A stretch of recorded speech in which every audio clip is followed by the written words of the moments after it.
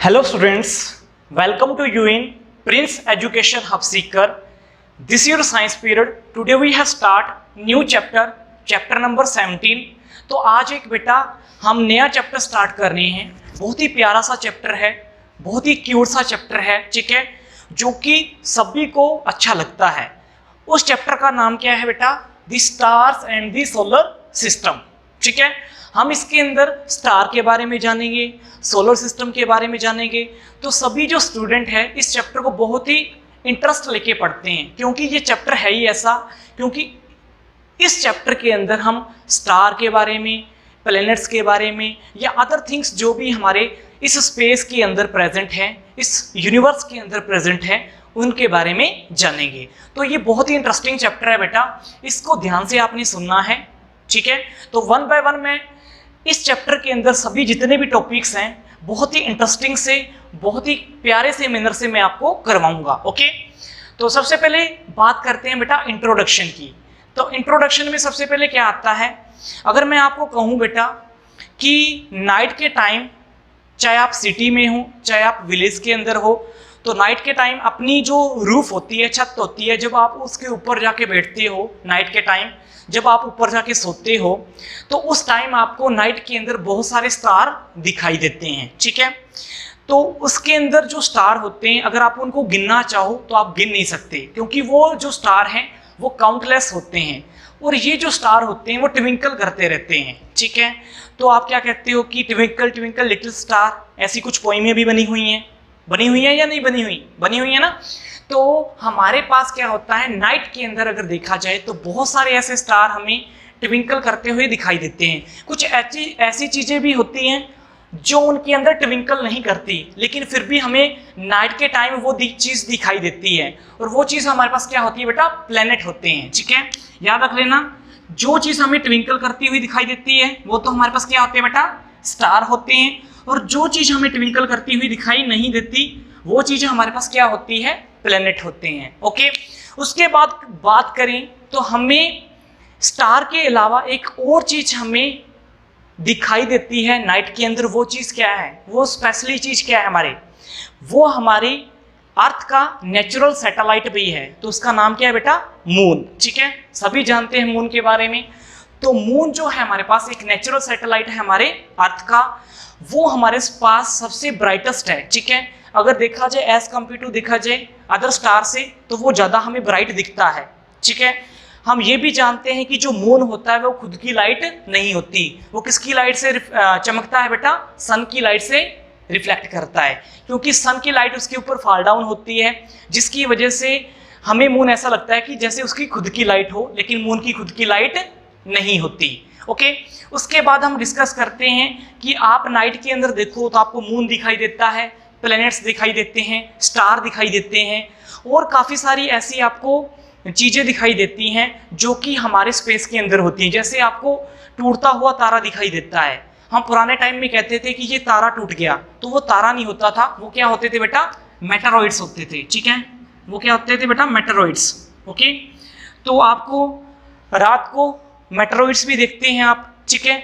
Space से हमारी अर्थ के अंदर एंटर करते हैं तो वो एक स्टार की जैसे हमें दिखाई देते हैं, जैसे टूटता हुआ तारा हो, ठीक है, लेकिन एक्चुअल में वो क्या होते हैं बेटा? मेटेरॉइड्स होते हैं। तो ये जितनी भी चीजें जो हैं, स्टार है, प्लैनेट्स हैं, ठीक है, मून है, ठीक है, ये सभी जितनी भी चीजें आपको दिखाई देती हैं, इन चीजों को क्या बोलते हैं बेटा?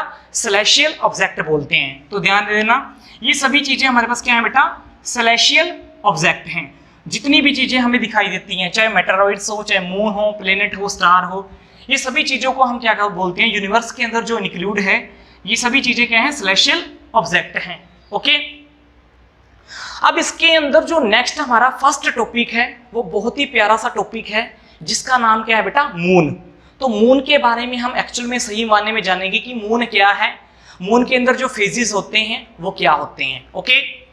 नेक्स्ट हम पढ़ेंगे बेटा किसके बारे में? नेक्स्ट जो टॉपिक है हमारे पास वो मून है। मून का जो टॉपिक है बहुत ही प्यारा सा, इंटरेस्टिंग सा टॉपिक है। अगर इसके अंदर देखते हैं तो आपको ये पता लगता है कि जो मून है अगर उसको नाइट के अंदर हम ऑब्जर्व करें, ठीक है, तो नाइट के अंदर कैसे ऑब्जर्व करना है आपको? डे बाय डे ऑब्जर्व करना है। जैसे first day, second day, third day, ऐसे करके आपने पूरा मंथ उसको ऑब्जर्व करना है। तो अब जब आप पूरा मंथ उसको ऑब्जर्व करोगे, ठीक है, तो उसकी जो शेप है आपने अपनी नोटबुक के अंदर बनानी है। जैसे फर्स्ट डे है तो उसकी शेप क्या बनी, वो अपनी नोटबुक के अंदर बना लेनी है। Second day, third day, fourth day, fifth day, ऐसे करते आपने पूरे मंथ की उसकी रिपोर्ट तैयार करनी है कि उसकी शेप में क्या क्या चेंजेस आ रहे हैं। किसकी बेटा? मून की।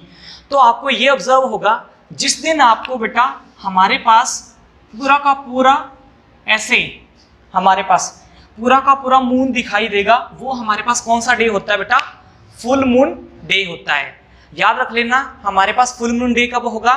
जब आपको हमारे पास बेटा शेप जो है जो हमारे मून की वो ऐसी दिखाई दे, पूरी गोल दिखाई दे, ठीक है, तो वो हमारे पास कौन सा डे होता है बेटा? फुल मून डे होता है, ठीक है। फुल मून डे के बाद हमारे पास आपने ऑब्जर्व किया होगा धीरे धीरे इसका जो हमारे पास क्या है बेटा साइज है, वो धीरे धीरे क्या होता है? डे बाय डे डिक्रीज होता है। तो जैसे मान लो कि ये है तो डे बाय डे इसका साइज क्या होता है? ऐसे डिक्रीज होता जाता है, ठीक है। आपने ऑब्जर्व किया होगा ऐसे डिक्रीज होता जाता है, ठीक है। ऐसे ही देखा होगा ना आपने लास्ट ऐसे, ओके। और जब आपको उसके बाद हमारे पास जो मून है ये दिखाई नहीं देता, जिस दिन आपको मून दिखाई नहीं देता, ठीक है, उसको क्या बोलते हैं बेटा? न्यू मून डे बोलते हैं, ओके। याद रख लेना, जिस दिन आपको बेटा मून दिखाई नहीं देता जिस डे को, उसको क्या बोलते हैं? नो मून डे बोलते हैं, ओके। तो हमारे पास क्या था? दो चीजें हैं, एक तो होता है full moon day. Full moon day में क्या होता है हमारे पास बेटा? हमें जो मून है वो इस शेप का दिखाई देता है, बिल्कुल इस शेप का दिखाई देता है, उस डे को क्या बोलते हैं बेटा? Full moon day, okay. उसके बाद धीरे धीरे इसकी जो शेप है वो ऐसे होती जाती है, मतलब इसका साइज कम होता जाता है, और एक दिन हमें ऐसा दिखाई देता है, और जिस दिन हमें बिल्कुल भी दिखाई नहीं देता वो क्या होता है बेटा? नो मून डे, ठीक है। तो इस दिन हमें नो मून, कोई भी मून दिखाई नहीं देता, याद रख लेना, ओके। उसके बाद क्या होता है? एक बोलते हैं हम क्रीसेंट मून। क्रीसेंट मून क्या होता है? जिस दिन हमें मून दिखाई नहीं देता उसके नेक्स्ट डे हमें पतली सी ऐसे लाइन दिखाई देती है। कभी आप ऑब्जर्व कर लेना, ऐसे पतली सी आपको लाइन दिखाई देगी, किसकी? मून की। तो ये हमारे पास कौन सा मून होता है बेटा? Crescent moon. मतलब हमारे पास न्यू मून डे के बाद जस्ट बाद एक दिन बाद हमें एक पतली सी लाइन दिखाई देती है, उसको बोलते हैं क्रीसेंट मून, ओके। अब क्रीसेंट मून के बाद आपको पता है डे बाय डे हमारे पास मून का जो शेप है वो चेंज होता रहता है, ये आपको पता होना चाहिए। डे बाय डे जो मून का शेप है हमारे पास वो क्या होता रहता है बेटा? चेंज होता रहता है। फिर मून जो है ऐसे हो जाता है, ठीक है, इस शेप का, फिर पूरा का पूरा शेप बन जाता है, और जब पूरा का पूरा शेप बन जाता है तो फिर क्या आ जाता है हमारे पास? फिर दोबारा क्या आ जाता है बेटा? फुल मून डे, ठीक है। तो ऐसे हमारे पास क्या होता है? 15 डेज का क्या होता है बेटा? टाइम होता है। तो उसके बीच में क्या होता है बेटा? 15 डेज का क्या होता है? टाइम होता है, ठीक है। हमारे पास 15 डेज बाद ही न्यू मून डे आता है, और 15 डेज बाद ही क्या आता है बेटा? फुल मून डे आता है। ये आपने ऑब्जर्व कर लेना है, ओके। उसके बाद हमारे पास बात करते हैं फेजेस ऑफ मून की, कि फेजेस ऑफ मून किसे कहते हैं? What is the meaning of phases of moon? Phases of moon का अगर बात करें तो उसे कहते हैं हमारे पास फेजेस ऑफ मून जिसके अंदर हमारे पास क्या हो रहा है? ड्यूरिंग ए मंथ के दौरान हमारे पास क्या हो रहा है बेटा? मून की शेप क्या हो रही है? चेंज हो रही है, या तो वो इंक्रीज हो रही है या वो डिक्रीज हो रही है। हर बार शेप के अंदर कुछ ना कुछ चेंजेस आ रहा है। ये देखो, ये शेप के अंदर चेंजेस आ रहा है, इसकी शेप क्या हो रही है? ऐसे चेंज हो रही है। तो इसी को क्या बोलते हैं बेटा? फेजेस ऑफ मून बोलते हैं, ओके। अब फेजेस ऑफ मून क्यों बनते हैं, इसके पीछे रीजन क्या है, वो हम आगे डिस्कस करेंगे। देखो अब वन बाय वन डिस्कस करते हैं कि हमारे पास जो फेजेस हैं मून के वो क्यों बनते हैं। उसके पीछे यही रीजन है कि हमारे पास, आपको पता है, जो मून होता है उसकी खुद की लाइट नहीं होती। तो हमारे पास मून की खुद की लाइट नहीं होती, नो अवन लाइट। तो वो किसकी लाइट से चमकता है बेटा? सन की लाइट से, ठीक है। सन की लाइट जो है किसके ऊपर फॉल डाउन होती है बेटा? मून के ऊपर फॉल डाउन होती है। फिर हमारे पास जो हमें मून जो है चमकता हुआ दिखाई देता है due to reflection of light, वो किसकी वजह से बेटा? सन की वजह से। तो यहाँ पे देखो बेटा, हमारे पास आपको फेजेस के अंदर मैं समझा देता हूँ। जैसे मान लो कि ये हमारे पास क्या है? सन है। ये सपोज कर लो सन है, सन की ऐसे लाइट आती है, आपको पता ही है, ठीक है, सन की ऐसे लाइट आती है हमारे पास। ओके, अब यहां पे ऑब्जर्व कर लो कि हमारे पास क्या है, यहां पे अर्थ है, ठीक है, ये क्या हो गया हमारे पास, सपोज कर लो ये अर्थ है। ओके, तो जिस तरफ लाइट पड़ेगी वो हमारे पास क्या होगा बेटा, डे होगा, जिस तरफ लाइट नहीं पड़ेगी वो क्या होगा, नाइट होगा। और नाइट को ही हमें क्या होता है, मून दिखाई देता है अच्छे से। तो यहाँ पे मान लो कि मून है, ठीक है, तो मून के जिस हिस्से पे हमारे पास क्या हो रहा है बेटा, मून के जिस हिस्से पे हमारे पास क्या हो रही है, लाइट पड़ रही है, तो वो हिस्सा हमें दिखाई दे रहा है और दूसरा हिस्सा हमें दिखाई नहीं देगा। तो इस हिस्से को मैंने ब्लैक कर दिया है, ठीक है। मून के जिस हिस्से पे, ये क्या है बेटा, मून है, मून के जिस हिस्से पे लाइट पड़ रही है वही हिस्सा हमें दिखाई दे रहा है। ये देखो व्हाइट व्हाइट वाला हिस्सा हमें दिखाई दे रहा है। तो अर्थ के ऊपर हमें व्हाइट व्हाइट वाला हिस्सा, यहाँ पे अर्थ पे हम खड़े हैं, ठीक है, मान लो कि हम खड़े हैं, तो अर्थ के ऊपर हमें ये जो व्हाइट व्हाइट वाला हिस्सा है ये दिखाई दे रहा है, और जिस हिस्से पे लाइट नहीं पड़ी है किसकी, सन की, वो वाला हिस्सा दिखाई नहीं दे रहा। तो इसी वजह से हमारे पास क्या होते हैं बेटा, फेजेस ऑफ मून होते हैं, क्योंकि मून की खुद की लाइट नहीं होती, जिसकी वजह से वो हमें किसी शेप के अंदर दिखाई देता है। ऐसा क्यों होता है, फेजेस ऑफ मून क्यों बनते हैं, ये तो मैंने आपको बता दिया। अब पीछे इसकी रीजन क्या होता है वो भी आगे बताएंगे। ओके, नेक्स्ट देखो बेटा, हम फेजेस ऑफ मून के बारे में बात करें कि मून के फेजेस हमें इस तरह के क्यों दिखाई देती हैं, उसके पीछे रीजन क्या है। तो उसके पीछे यही रीजन है कि मान लो कि ये हमारे पास सन है, ठीक है, ये सन है, सन की लाइट फॉल डाउन हो रही है सभी ऑब्जेक्ट के ऊपर, जितने भी सोलर सिस्टम के अंदर हमारे ऑब्जेक्ट है उसके ऊपर ही सन की लाइट क्या होती है, फॉल डाउन होती रहती है, ठीक है। तो यहाँ से सन की लाइट फॉल डाउन हो रही है। तो आपको पता है ये अर्थ है, अर्थ के चारों ओर चक्कर कौन लगाता है, हमारा मून लगाता है। तो ये हमने शो कर रखा है कि अर्थ के चारों ओर चक्कर कौन लगा रहा है, ये मून लगा रहा है, ठीक है। ये अर्थ के चारों ओर चक्कर कौन लगा रहा है बेटा, मून, बीच में हमारी अर्थ है।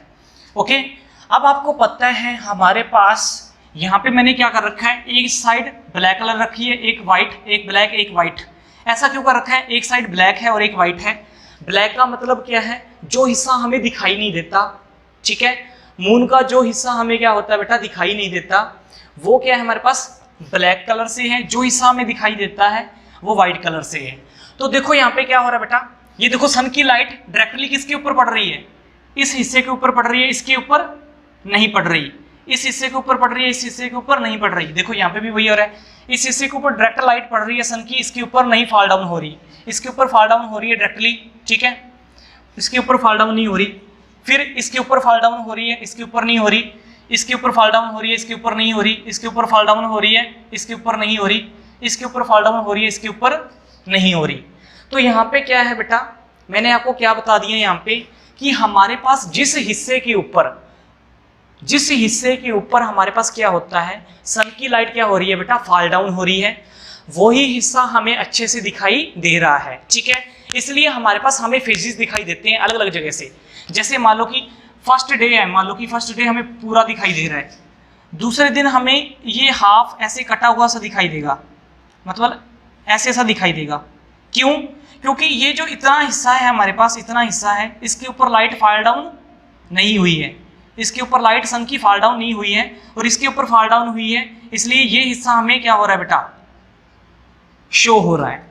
ऐसा डे बाय डे करते रहेंगे तो हमारे पास क्या होगा, फिर ऐसा आएगा, मतलब इतना इतना हिस्सा जो है हमें उसके ऊपर लाइट नहीं पड़ रही है, ठीक है, वो चीज़ हमें शो नहीं हो रही है, और जिसके ऊपर लाइट पड़ रही है वो चीज़ हमें क्या हो रही है बेटा, शो हो रही है। तो ये किस लिए होता है और क्यों होता है हमारे पास ऐसा, क्योंकि आपको पता होना चाहिए अर्थ के चारों ओर चक्कर कौन लगाता है, मून लगाता है। अर्थ के चारों ओर रेवोल्यूशन कौन करता है बेटा, हमारा मून करता है।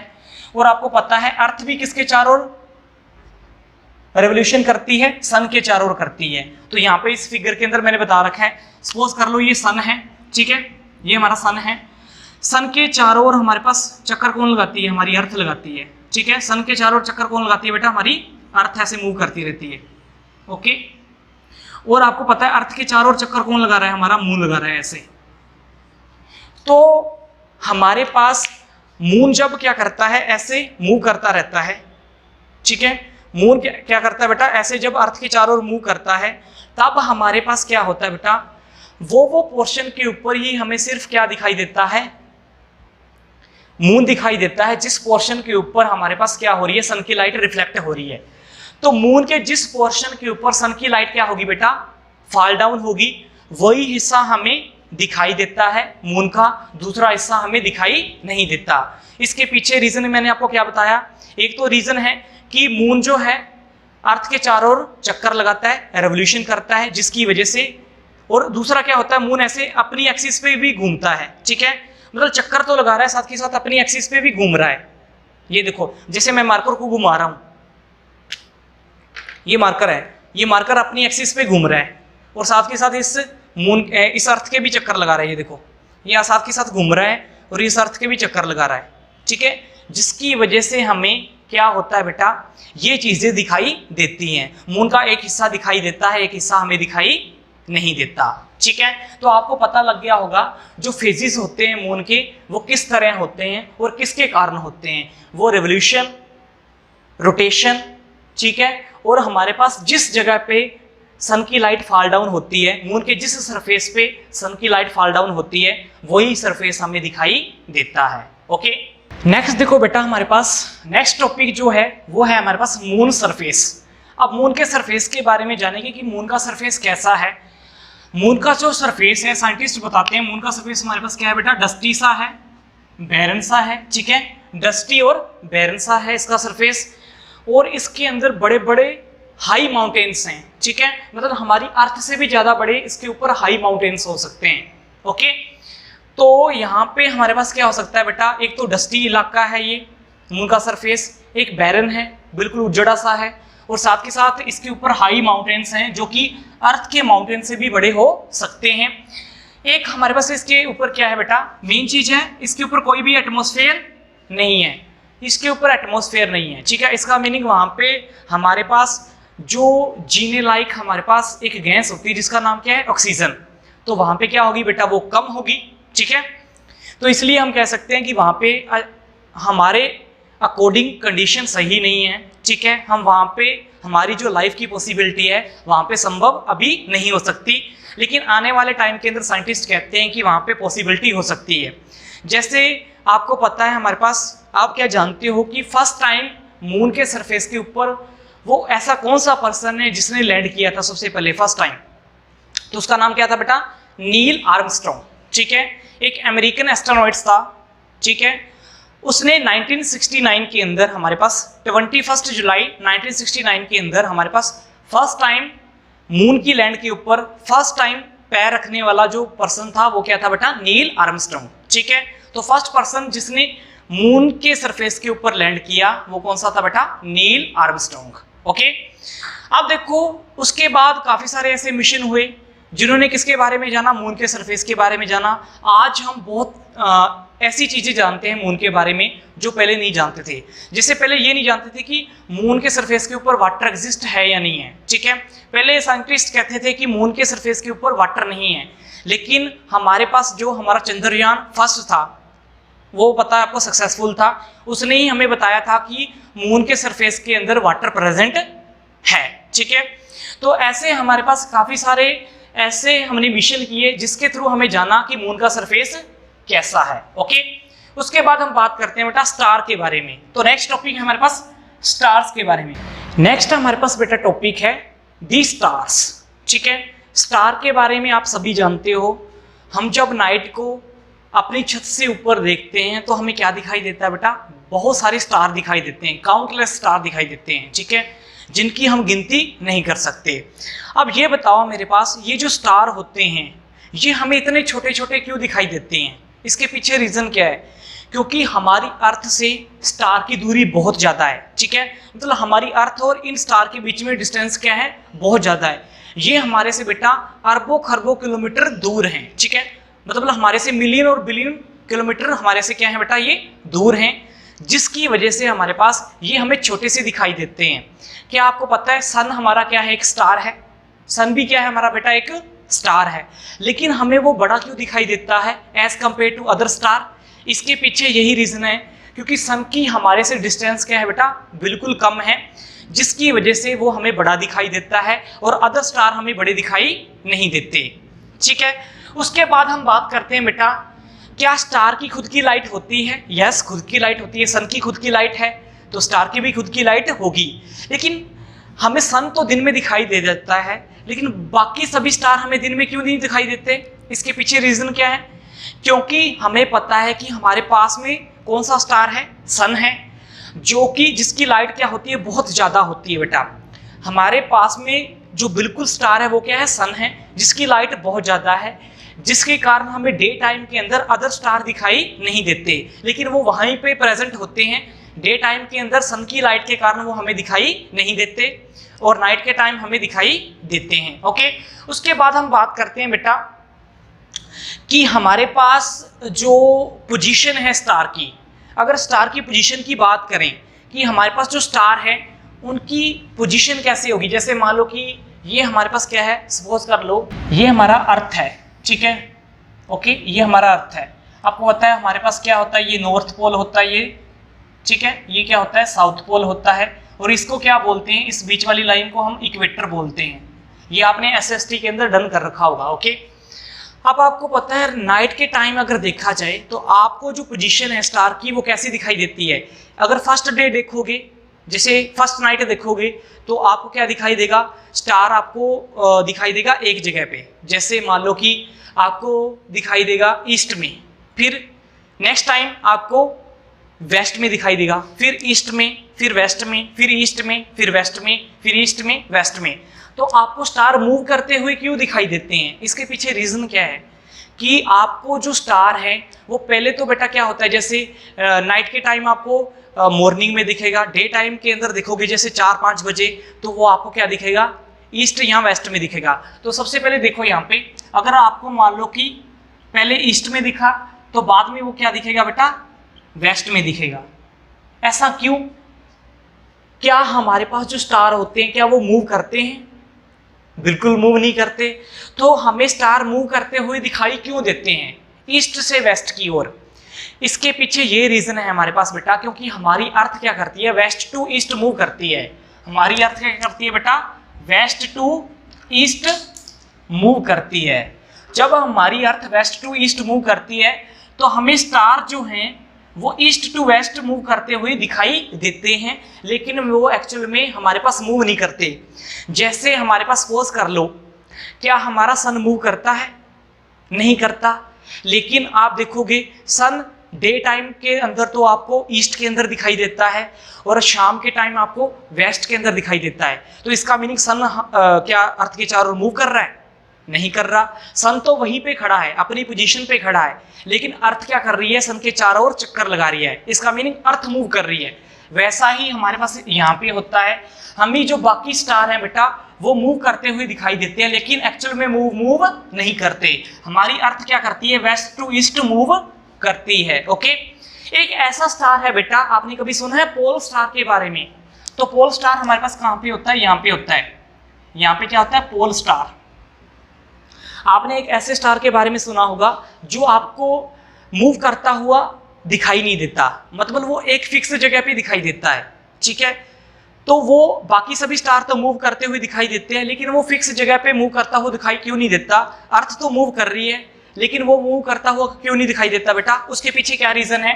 क्योंकि जो वो है हमारे पास, हमारी एक्सिस जो होती है, ये वाली एक्सिस, ये जो नॉर्थ और साउथ पोल वाली एक्सिस है, इसके बिल्कुल सीध में होता है, जिसकी वजह से हमारे पास ये जो पोल स्टार है बेटा वो मूव करता हुआ हमें दिखाई नहीं देता। ओके, तो आपको इसके बारे में पता लग गया कि स्टार मूव नहीं करते बेटा, हमारी अर्थ मूव करती है। ओके, नेक्स्ट देखो, एक बहुत ही बढ़िया सा हम करेंगे कि सन के और अर्थ के बीच में डिस्टेंस क्या है, ठीक है। तो इंटरेस्टिंग बात है, ये इंटरेस्टिंग हमारे पास है। तो सन और अगर देखा जाए अर्थ के बीच में डिस्टेंस कितनी है, आपको बताया होगा। सन और अर्थ के बीच में जो डिस्टेंस है, अगर हम अपनी हिंदी भाषा में कहें तो वो कितनी है, 15 करोड़ किलोमीटर है।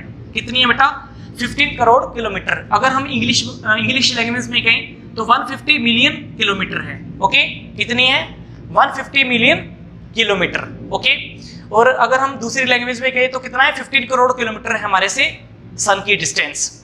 ये तो था हमारे सबसे बिल्कुल पास वाला स्टार। उसके बाद एक और स्टार है जो हमारे बिल्कुल पास में है, सन के बाद। सन के बाद एक बिल्कुल पास में स्टार है जिसका नाम क्या है बेटा, अल्फा सेंचुरी, ठीक है। अल्फा सेंचुरी जो है दूसरा ऐसा स्टार है जो हमारी अर्थ के बिल्कुल पास में है। उसकी हमारे से दूरी कितनी है बेटा, उसकी हमारे से डिस्टेंस कितनी है, इतनी है। ये देखो, मतलब अरबों किलोमीटर दूर है हमारे पास, हमारे से बिलियंस ऑफ किलोमीटर दूर है हमारे से। आप कहोगे सर ये तो बिलियंस ऑफ किलोमीटर दूर है, आप कह रहे हो इतनी नजदीक है। हमारे पास जो दूसरा स्टार है वो इतने पास में है, इसके बाद बहुत ऐसे स्टार हैं हमारे पास जो हमारे से इससे भी ज्यादा डिस्टेंस पे हैं। ओके, लेकिन दो पास में, एक तो 15 करोड़ किलोमीटर पे है और दूसरा हमारे पास अल्फा सेंचुरी है जो इतनी करोड़ किलोमीटर पे है हमारे पास। अब देखो हमारे पास एक नया इंटरेस्टिंग टॉपिक है जिसका नाम क्या होता है, स्टार के अंदर ही है, लाइट ईयर। हमने लाइट ईयर वर्ड यहाँ पे क्यों यूज किया है? लाइट ईयर के बारे में आपने सुना होगा, what is the meaning of light year? Light year क्या होता है? It is the distance travel by light in 1 second, sorry 1 year, it is called light year. अगर मान लो कि हमारे पास जो लाइट होती है, लाइट आपने देखी होगी, सन की लाइट, किसी चीज की भी लाइट, अगर सन की लाइट जो है हमारे पास, यहाँ कोई भी लाइट हो, अगर वो हमारे पास क्या करे बेटा, 1 साल मूव करती रही, ठीक है, तो जितनी डिस्टेंस उसने ट्रेवल की है 1 साल के अंदर, उस डिस्टेंस को क्या बोलते हैं बेटा? लाइट ईयर बोलते हैं। ठीक है, अब ये सुनो उसकी स्पीड कितनी होती है। लाइट की जो स्पीड होती है बेटा वो कितनी होती है? 3 लाख किलोमीटर पर सेकंड। मतलब 1 सेकंड के अंदर 3 लाख किलोमीटर मूव कर सकती है। मतलब ये देखो 1 second 3 lakh kilometre. How it is possible, कैसे हो सकता है ये कि एक ऐसी चीज जिसकी सबसे ज्यादा स्पीड है वो हमारे पास बेटा क्या है? लाइट। अगर आपसे कोई पूछे हमारे यूनिवर्स के अंदर सबसे ज्यादा स्पीड किसकी है, तो आप कहोगे क्या, किसकी बेटा? लाइट की। लाइट की जो स्पीड है 1 सेकंड के अंदर ये 3 लाख किलोमीटर कवर कर देती है। ओके, इसलिए हम जितनी भी बड़ी डिस्टेंस मेजरमेंट करते हैं वो लाइट ईयर के अंदर ही करते हैं। जैसे मान लो कि सन से अर्थ की लाइट जो है, सन से अर्थ की डिस्टेंस हमने मेजरमेंट की थी किसके अंदर? 15 करोड़ किलोमीटर के अंदर। अगर लाइट के अंदर करेंगे तो कैसे करेंगे? सन से अर्थ की light 8 light minute, 8 light minute है। 8 लाइट मिनट का मतलब हमारे पास सन से लाइट अर्थ तक पहुंचने में कितना टाइम लेती है बेटा? 8 मिनट का टाइम लेती है। ठीक है, याद रख लेना। सन से जो लाइट हमारे पास आती है, सन हमारे से कितनी दूर है? 15 करोड़ किलोमीटर दूर है। और सन से जो लाइट हमारे अर्थ तक पहुंच रही है वो कितने मिनट में पहुंच रही है बेटा? 8 मिनट के अंदर पहुंच रही है। तो आप यही से सोचो कि लाइट की स्पीड कितनी होगी। और अगर हम अल्फा सेंचुरी की बात करें तो वो कितना था? ये था। अब इसको मेजरमेंट करना ऐसे सही होगा? नहीं होगा। इसको लाइट ईयर के अंदर मेजरमेंट करेंगे तो आपको कैसे है, तो कितने लाइट ईयर है हमारे पास? अर्थ से जो अल्फा सेंचुरी की डिस्टेंस है बेटा, अर्थ से किसकी? अल्फा सेंचुरी की जो डिस्टेंस है बेटा वो कितनी है? 4.3 लाइट ईयर। ठीक है, 4.3 लाइट ईयर। मतलब हमारे पास जो लाइट है अगर 3 लाख किलोमीटर पर सेकंड की स्पीड से अगर वो 1 साल तक मूव करती रहे, तो जो उसने जितनी डिस्टेंस कवर की है कितने सालों के अंदर? 4.3 सालों के अंदर, वो हमारे पास डिस्टेंस होगी अर्थ और अल्फा सेंचुरी के बीच में। वो क्या है बेटा? 4.3 लाइट ईयर है। अगर हमारे पास सन और अर्थ के बीच में देखना है तो वो क्या है बेटा? सिर्फ क्या है? 8 मिनट है, सिर्फ 8 मिनट है। 8 मिनट के अंदर ही लाइट हमारे अर्थ के ऊपर पहुंच जाएगी सन से। लेकिन अल्फा सेंचुरी से अगर कोई लाइट आ रही है तो वो हमारे पास पहुंचने में कितना टाइम लगेगी बेटा? 4.3 लाइट ईयर लगी। मतलब 4 साल, 4.5 साल लगी हमारे तक पहुंचने में। तो ऐसे इस अंदाजे से आप लगा सकते हो कि ये जो अल्फा सेंचुरी स्टार है हमारे से कितनी दूरी पे है। तो ये तो था बेटा स्टार के बारे में, बहुत ही इंटरेस्टिंग था। आपको अच्छा लगा होगा स्टार के बारे में जान के, मून के बारे में जान के और हमारे अदर सोलर सिस्टम के बारे में जान के। ओके, कल हम और ऐसे इंटरेस्टिंग फैक्ट्स बताएंगे आपको, जैसे पोल स्टार के बारे में बताएंगे या अदर स्टार के बारे में बताएंगे कि वो क्या होते हैं।